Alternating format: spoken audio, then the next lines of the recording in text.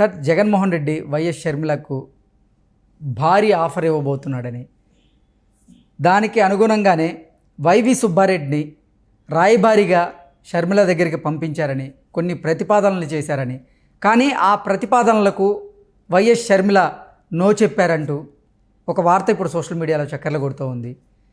జగన్మోహన్ రెడ్డి ఇప్పుడు కష్టాల్లో ఉంటే మీరు రాయబారిగా నా దగ్గరికి వచ్చారు, జగన్మోహన్ రెడ్డి కష్టాలను నా దగ్గర చెప్తున్నారు, మరి నేను కష్టాల్లో ఉన్నప్పుడు మీరు రాయబారిగా జగన్మోహన్ రెడ్డి గారికి ఎందుకు వివరించలేదు అంటూ వైవి సుబ్బారెడ్డి మీద ఆవిడ కొంచెం సీరియస్ అయ్యారు అంటూ కూడా ఒక వార్త బయటకు వచ్చిన నేపథ్యంలో ఏంటి సార్, నిజంగా తెర వెనక ఏం జరుగుతోంది ఈ అంశంలో అంటే ఏం చెప్తారు?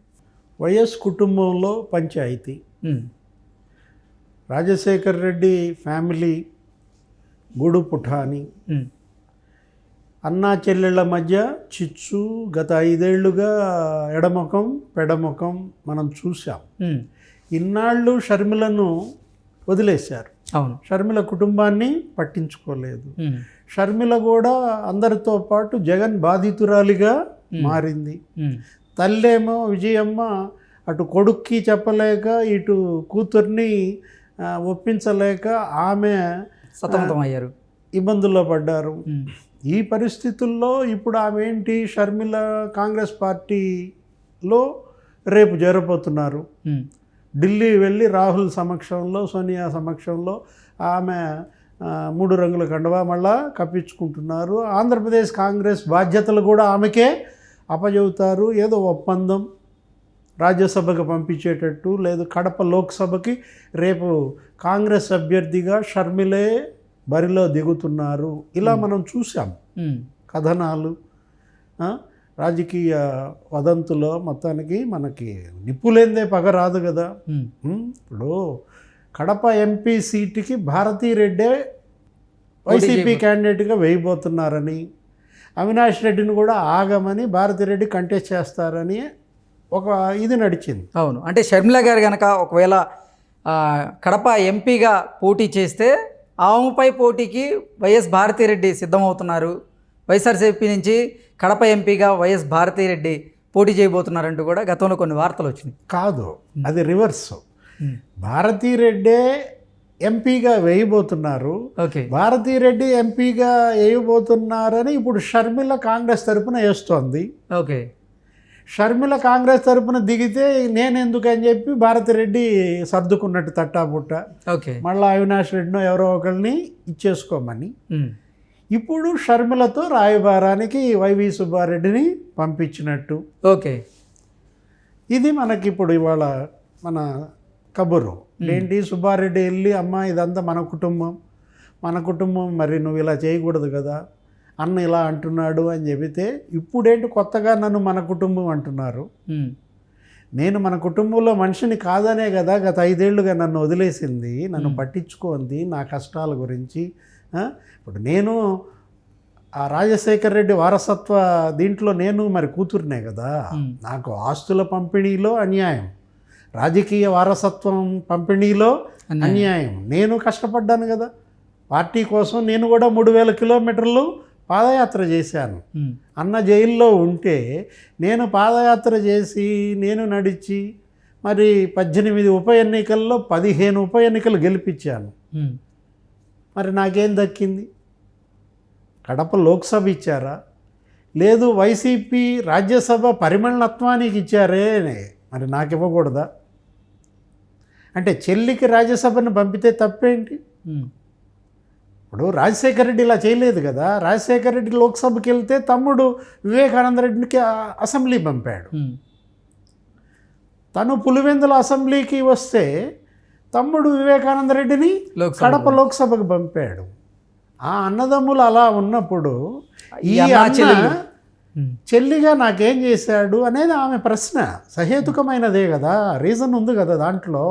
షర్మిల అడిగేదాంట్లో తప్పేముంది? ఇప్పుడు సుబ్బారెడ్డి రాయబారం వెళ్ళడము ధర్మమే, కాదనం.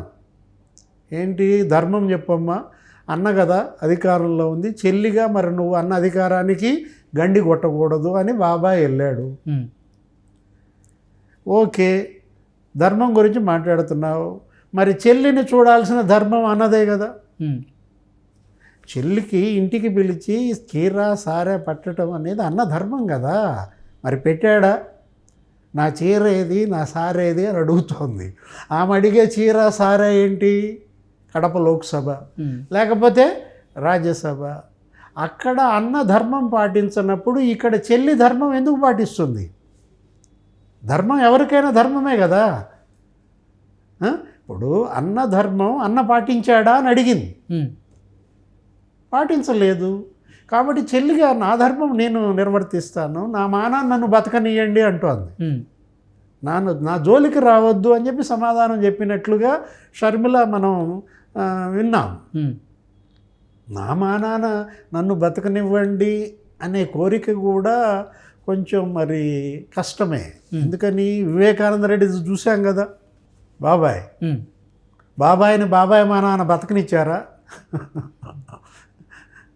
వివేకానంద రెడ్డి హత్య కేసు దరిమిల ఇవాళ ఏమవుతోంది? రాజకీయంగా విభేదాలు హత్యలకు దారితీస్తున్న నేపథ్యంలో షర్మిల అయినా జాగ్రత్తగా ఉండాల్సిందే, సునీత అయినా జాగ్రత్తగా ఉండాల్సిందే. వీళ్ళు పోరాడుతోంది, వీళ్ళు యుద్ధం చేస్తోంది ఎవరి మీద? మామూలు వ్యక్తులతో కాదన్నమాట.